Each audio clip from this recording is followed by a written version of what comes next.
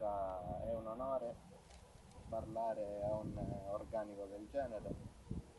Sicuramente questa sera, essendo l'inizio di questa annata che si preannuncia impegnativa, importante, perché noi stiamo cercando di fare le cose nel miglior modo possibile e ci stiamo affidando a voi per svolgerle nel miglior modo possibile.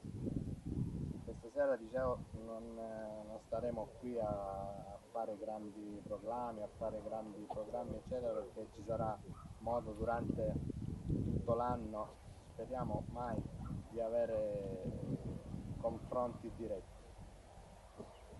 Faccio una premessa e ve lo dico sinceramente: vi potete ritenere fortunati di far parte dal punto di vista calcistico e di essere dentro a una struttura del genere come il Santa Teresa Calcio, che oggi vanta un organigramma pari a quello di una squadra professionista, che c'è il direttore generale, lasciando stare tutta la società, direttore generale a vostra completa disposizione, direttore tecnico a vostra completa disposizione, direttore sportivo a vostra completa disposizione, oltre preparatore atletico, preparatore dei portieri e due allenatori, mister Filoramo e Antonino Spadaro, che questa sera per motivi personali non può essere presente qui con noi.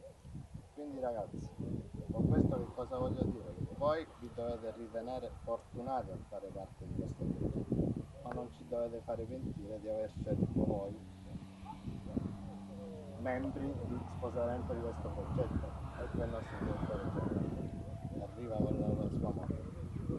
Quindi, tornando al discorso, ragazzi, io sono dell'idea che dal punto di vista calcistico i campionati importanti si fanno dentro lo spogliatoio, in primis, dopo dentro il campo. Quindi cerchiamo già da subito di sentirci un tutt'uno, voi con noi e noi con voi. Solo così potremo raggiungere i risultati prefissati. È chiaro che il sano comportamento, lo star bene insieme fa sì che tutto ciò avvenga, ma è pur vero, ragazzi, che il divertimento, ciò per cui noi siamo qui e non ce lo dimentichiamo mai, avviene soltanto se i risultati ci danno ragione. Io non credo che a nessuno di voi la domenica piaccia, beh, andiamo a divertirci, andiamo 7-0, sono sicuro che nessuno si sta divertendo. Quindi con questo che cosa voglio dire? Deve essere un divertimento, deve essere uno star bene insieme, ma poi è chiaro che la domenica dobbiamo fare di tutto perché i risultati ci danno. Adesso non voglio più divulgare, ripeto, ci saranno modi per confrontarci e qualsiasi problema di qualsiasi tipo, ragazzi, io vi prego umilmente di discuterlo con me. Niente chiacchiere nei bar, chiacchiere in piazza, eccetera. I panni sporchi, i classici panni sporchi,